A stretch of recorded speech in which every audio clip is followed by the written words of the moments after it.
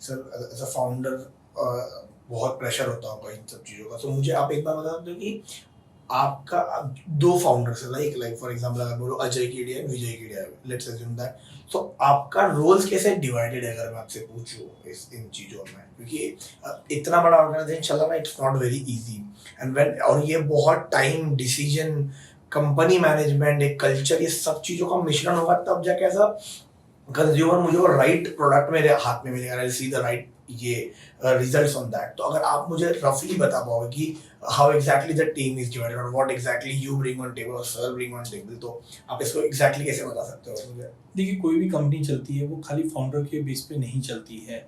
उसके लिए जो टीम मेंबर्स है या हमारे जो कंपनी के एम्प्लॉइज़ है, ये उनकी कंपनी है, तो वो अपने अपने रोल्स रिस्पॉन्सिबिलिटी के लिए पूरी करते हैं। हाँ, रहा मेरा रोल और विजय का रोल, तो मैं देखता हूँ रिसर्च। तो वी मेक श्योर कि ऐसे अच्छे प्रोडक्ट या रिसर्च सपोर्ट रहे ताकि क्लाइंट का जो एक्सपीरियंस है वो अच्छा रहे। तो मैं टाइम टू टाइम जितने भी मीडिया एंगेजमेंट्स है, सेमिनार है, वेबिनार है, ये मैं पूरा टेक केयर करता हूँ ताकि इन्वेस्टर हमारे एजुकेटेड रहे। वहीं दूसरी ओर विजय एंड बाकी जो टीम है ये ऑपरेशन हैंडल करती है। और जैसे हम टैक्स से भी होने की वजह से जितने भी प्रोसेस है, चाहे अकाउंट ओपनिंग प्रोसेस है, चाहे हम सर्विस सर्वे है, तो इनका हमने एक प्रोटोकॉल पूरा बना रखा है जिसकी वजह से क्लाइंट को कहीं पे भी प्रोटोकॉल के अंदर ही रहता है, तो डेफिनेटली जो एक्सपीरियंस है वो वाव वाला ही आता है। तो विजय एंड अदर टीम्स जो है वो ऑपरेशन पूरा टेक केयर करती है। रिसर्च के लिए मैं और मेरी टीम टेक केयर करती है, जहाँ पे हम मेक श्योर करते हैं कि every asset class should be covered, every stock should be covered, every commodity should be covered, and time to time उनकी जो रिपोर्ट्स है या जो भी अपडेट्स है वो टाइम टू टाइम मिलती रहे। तो इस ढंग से इसको डिवीजन करके हम मेक श्योर करते हैं क्लाइंट का एक्सपीरियंस एक अच्छा एक्सपीरियंस रहना चाहिए।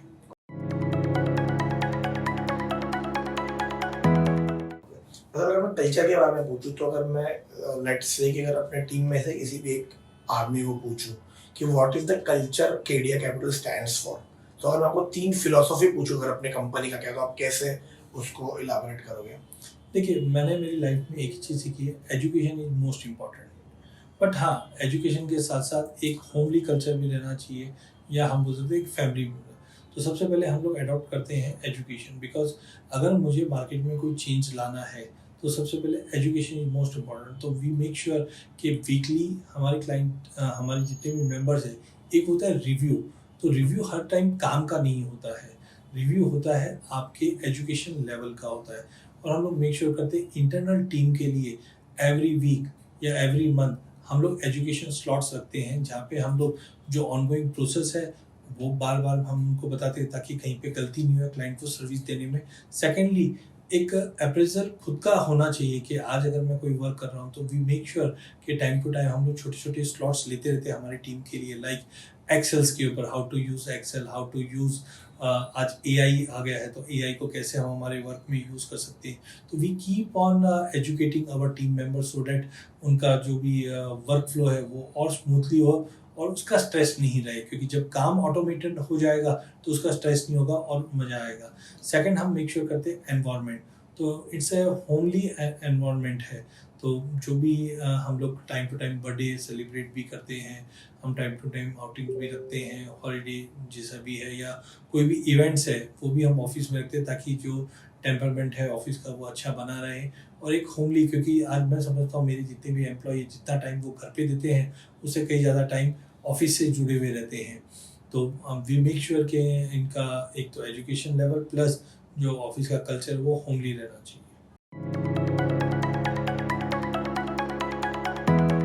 बहुत हम लोग सुन रहे हैं ऑप्शंस ऑप्शंस, ये ऑप्शंस में इन्वेस्ट करो, ये करो। सो अगर मैं आपसे पूछूं, अगर आप मुझे एक ब्रीफ इलाबोरेशन दे सकते हो ऑप्शंस एग्जैक्टली है क्या, ऑप्शंस में कैसे इन्वेस्ट करना, ताकि जो भी हमारे व्यूवर्स है यूट्यूब पे देखेंगे ना, सो क्या होता है, मैं आपको मेजर प्रॉब्लम है तो हमने ये सवाल ही इन जनरल क्यों चुना, बहुत सारे बजवर्ड्स होते हैं, स्पेक्यूलेशन हो गया, ये हो गया। सो पीयर प्रेशर में ना लोग यूज करना शुरू करते हैं, पर उनको कॉन्टेक्स्ट उतना बहुत हद तक क्लियर नहीं रहता चीजों का, और वो पीयर प्रेशर में किसी को ना बता रहे ना कुछ हो रहा है। सो वैसे हम लोगों ने रिसर्च जब किया तो option is something is very buzzword these days.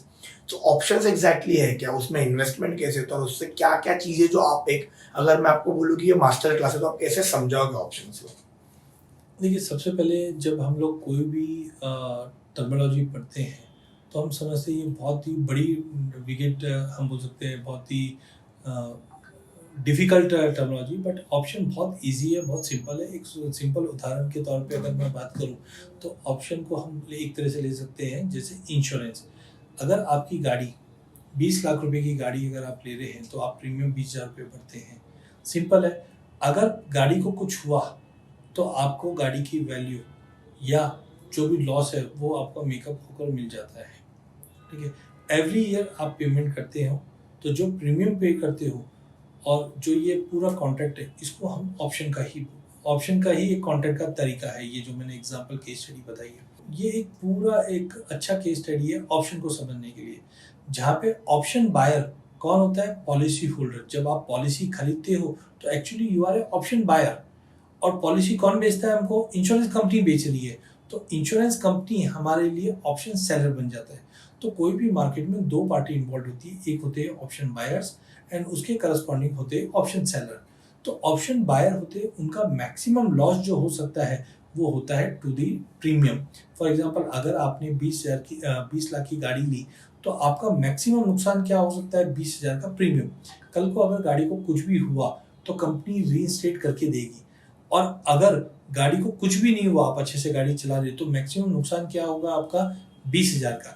अब आप ये देखिए, आपकी गाड़ी को साल भर कुछ भी नहीं होता, तो अगले साल आप रिन्यू करते हो? बिल्कुल करते हैं। लेकिन आपका नुकसान क्या हुआ? खाली 20,000 के प्रीमियम। उसके बाद भी आप खुश क्यों? क्योंकि आपको मालूम है कि बड़े नुकसान से मैं बच गया हूँ। तो सिमिलरली, जब हम इक्विटी या कमोडिटी में जब ऑप्शन ट्रेड करते हैं, तो सिंपल है कि आप कभी भी कोई कॉल बाय करते हैं, आपका व्यू तेजी का है तो आप कॉल बाय करेंगे, आपका व्यू अगर मंदी का है तो आप पुट बाय करेंगे। तो जब भी अगर आपकी व्यू के अगेंस्ट मार्केट गया, तो आपके लिए रिस्क नहीं है, खाली रिस्क कितना है? आपके प्रीमियम का है। ये केस में आपने देखा कि मैक्सिमम आपका नुकसान क्या होगा? प्रीमियम का होगा। लेकिन आप एक बड़े नुकसान से बच गए, क्योंकि आपको मालूम है कि मैंने 20,000 रुपया दिया है, और अगर पूरे साल भर अगर मेरी गाड़ी को कुछ हुआ भी नहीं, तो मैक्सिमम मेरा नुकसान क्या होगा? 20,000 रुपये का। लेकिन अगर गाड़ी को कुछ नुकसान हुआ, तो कंपनी रीइंस्टेट करेगी। सिमिलरली, जब हम इसी चीज को इक्विटी या कमोडिटी पे डालते हैं, तो आप देख सकते हैं, अगर आपका व्यू तेजी का है, तो आप क्या करेंगे? कॉल बाय करेंगे। लेकिन एक चीज ध्यान रखिए, कभी भी मार्केट अगर आपके व्यू के विपरीत भी जाता है, तो आपका मैक्सिमम नुकसान आपके प्रीमियम का ही होने वाला है। तो ज्यादा करके हम दो ऑप्शन ट्रेड देखते हैं, एक होता है कॉल और एक होता है पुट। तो कॉल मतलब होता है जब आपका व्यू तेजी का है, तो आप क्या करेंगे? कॉल को बाय करेंगे, उसके लिए एक छोटा प्रीमियम पे करेंगे। लेकिन अगर आपका व्यू मंदी का है, तो आप मंदी बाय करेंगे, मतलब पुट बाय करेंगे। और मार्केट में इनकेस अगर व्यू के अनुसार गया, तो डेफिनेटली आप पैसा बनाएंगे उसमें। लेकिन मार्केट अपने व्यू के विपरीत भी जाता है, तो मैक्सिमम नुकसान क्या होगा? आपके प्रीमियम का ही होगा। इसके लिए ऑप्शन आज की डेट में सबसे ज्यादा वॉल्यूम पार्टिसिपेट करता है, चाहे इक्विटी हो चाहे कमोडिटी हो। तो कुल मिलाकर निवेश के लिए ऑप्शन बहुत ही सिंपल है, जो हम लोग घर में रोज यूज करते हैं। एक है गाड़ी का इंश्योरेंस ले सकते हैं हम लोग, जैसे एग्जांपल बताया, या हेल्थ इंश्योरेंस में भी सेम एग्जांपल है। तो इक्विटी में, कमोडिटी में ट्रेड करने के लिए ऑप्शन का एक बेहतरीन सेफ।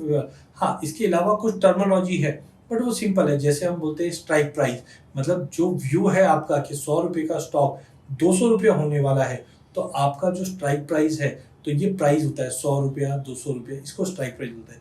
एक और टर्म आपने सुना होगा, in the money out of money.